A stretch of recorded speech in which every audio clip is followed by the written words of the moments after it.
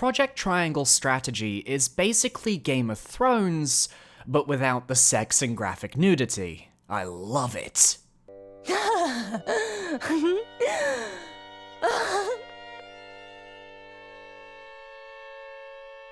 Phallus, enjoying yourself, are you?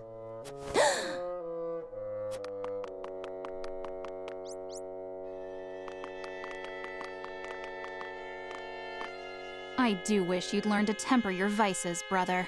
Well then, hello there guys, Billybae10K here, bringing you another First Impressions video. Today, we're taking a look at the debut demo for Project Triangle Strategy, recently announced at the February 2021 Nintendo Direct. Coming off the heels of the HD 2D JRPG Octopath Traveler, this tactical strategy game aims to fill the niche left behind by games like Final Fantasy Tactics and Tactics Ogre. Its visual presentation is already enough to set it apart from most strategy JRPGs on the market, such as 2019's Fire Emblem Three Houses. And with Nintendo publishing this title, the Switch may just have a new hit strategy game to add to its ranks. The game isn't coming out until 2022 though, meaning this demo and its performance could certainly have an impact on the final product. And that's why I wanted to cover this game, to ensure that I could help provide feedback for the developers so we can make this the strategy game that everyone wants to see. Its big hook to bring players in is the Scales of Conviction mechanic, which sees your party members casting votes to determine the direction of the story. There is a promise of a non-linear narrative that will make the game replayable, and from the trailer, the implication is that your decisions will matter, there will be consequences. Many games have promised this, however, and failed to deliver on those expectations. So does Project Triangle Strategy actually deliver on this front? Will they come up with a good name for the game? Questions that need answers. For the rest of this video, I'll refer to the game's title via an acronym because it's just such a mouthful. So, Project Triangle Strategy Demo becomes PTSD. Wait a minute. Without further ado, let us begin. The PTSD consists of two full gameplay chapters from the main game, chapters 6 and 7. You are warned before starting the demo that due to the position in the story, you might be confused as to what's going down, as you won't have the full context of the opening 5 chapters of the game, but that the developers hope you will be able to enjoy what's on offer regardless. The two selected chapters are incredibly well chosen, as the events that unfold leave you wanting to know what happened earlier in the game to get to this point, while also hooking you in on what may come next. Archduke Gustadolf of the Duchy of Esfrost is launching an attack on the Kingdom of Glenbrook, and the demo revolves around our party's reaction to this news. Chapter 6 is a battle to escape the capital city before they are overrun by enemy guards, culminating in a fairly forgiving battle on Glenbrook's main bridge. This mission acts as a tutorial with manageable enemies that you can test your strategies on without much worry. The game doesn't feature a permadeath system like Fire Emblem as far as I could tell, meaning you're given more room to try out riskier plays to achieve victory without needing to worry about resetting if a unit falls in battle. Of course, keeping your party alive is useful, as every attack will gain your units experience points, with which they can learn new skills and level up. You can view a character's current EXP points in the bottom left of the screen next to their stats. Every level up takes 100 EXP points to reach. That didn't seem to change throughout the demo, which means leveling up units might be easier in this title than in something like Fire Emblem. Battles are fought on a grid-based system, where you move your units across the battlefield, taking out enemies as you go. This game is filled to the brim with tactical mechanics that offer a lot of depth if you can master them. If you attack an enemy from behind, you do critical damage. There are setups you can perform that allow for other adjacent units to perform follow-up attacks. There's a wide variety of status effects like blindness or immobilization at your disposal. You have items that can restore your HP.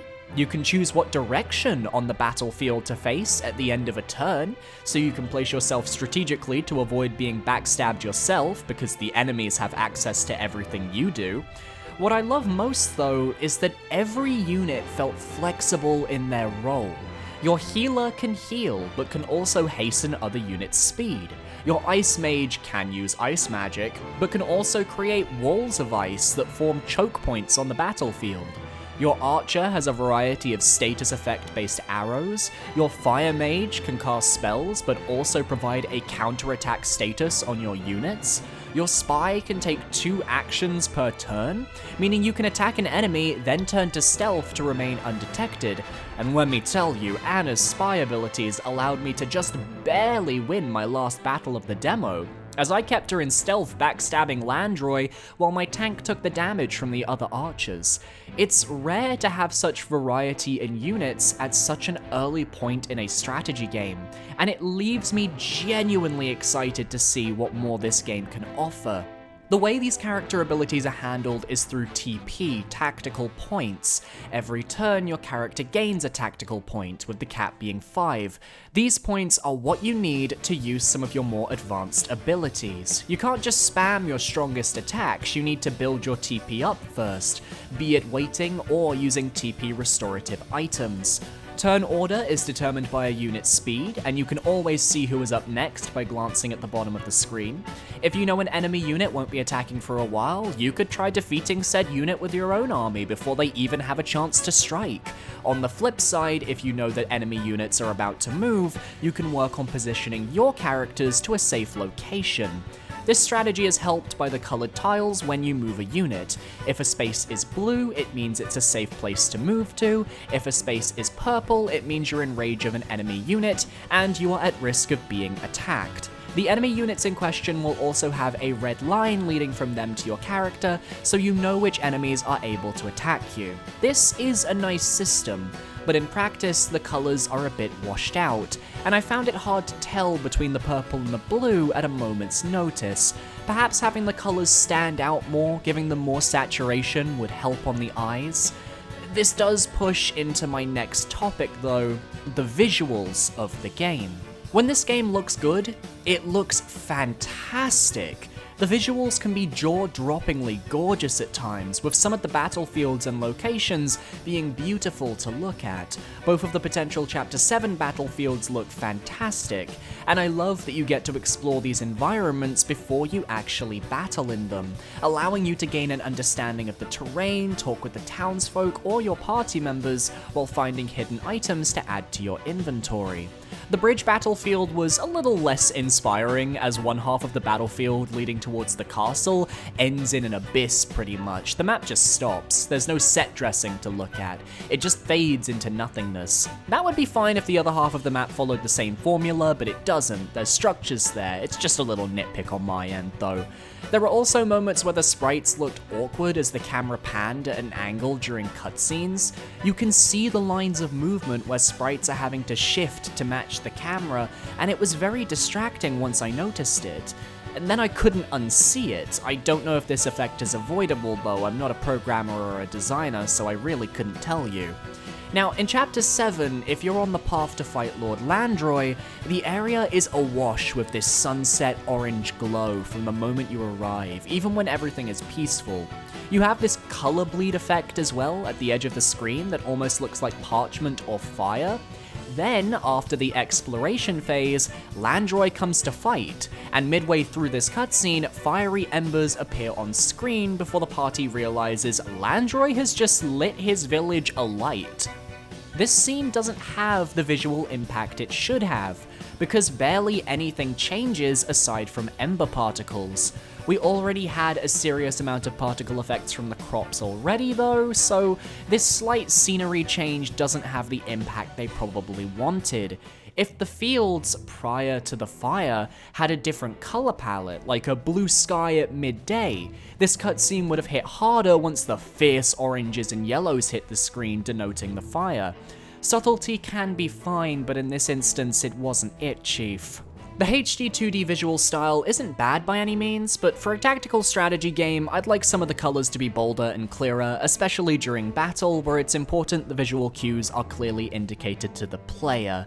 These are more minor nitpicks though. One thing I did adore though, was the ability to press X to see character profiles when they speak. Pretty much every named character has one of these profiles containing their name, allegiance, and a beautiful character artwork that conveys a character's personality. Giving us this chance to always remember who a character is really allows the extended cast of characters to flourish. Your party is just that, a party in a much larger world. You are allowed on the world map to view cutscenes of characters who have no immediate relation to Serenoa, your protagonist. It's like watching a TV show. Of course you have scenes with your party, the main characters, but being able to see how everyone else in the world reacts to your decisions, to what's going on across the continent, their own plans, is fantastic. There are also cutscenes that allow you to recruit new units to your army. After Chapter 6, you can recruit a shaman character who can cause rainstorms, that proved invaluable in Landroy's Chapter 7 battle, where fire was a rather brutal weapon of the enemy. And if you are on Landroy's battle path, in Chapter 7 you can also recruit a young nurse who just wants to help heal everyone with abilities that can affect your items. My only gripe with these scenes is that sometimes they don't match the flow of the story. For example, when you get the shaman on your team, you're busy preparing for Esfrost to invade your kingdom, and then suddenly you're in a field chilling with the shaman lady. It doesn't make sense.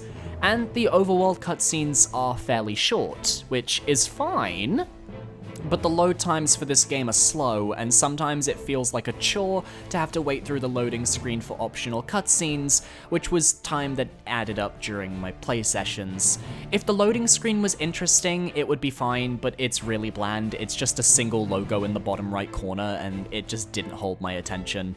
The overworld map itself looks really nice though, very pop-up picture book with a Game of Thrones opening style to it. I like looking at the different locations. I'm extremely interested in the holy state of Hyzant, for example.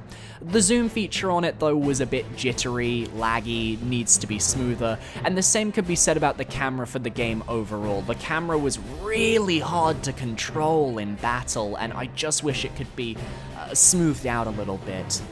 Now then, I think we should discuss the mechanic we have all been waiting for, the Scales of Conviction. House Wolfort uses the Scales of Conviction to determine important courses of action throughout the game, and depending on the decision you choose, your game will go down a drastically different path. In the demo, your choice is to either protect Prince Roland or relinquish him to Esfrost. During my first playthrough, I protected my friend, leading to a Chapter 7 battle where we had to protect our keep from Esfrost's invasion. Doing so put us in the good graces of Lord Landroy, a fellow lord of the High Houses of Glenbrook, but Esfrost was pissed off at us. However, on my second playthrough, I relinquished Roland to Esfrost, which set me on a path where I had to deal with Lord Landroy, who refused to give in to Esfrost's demands.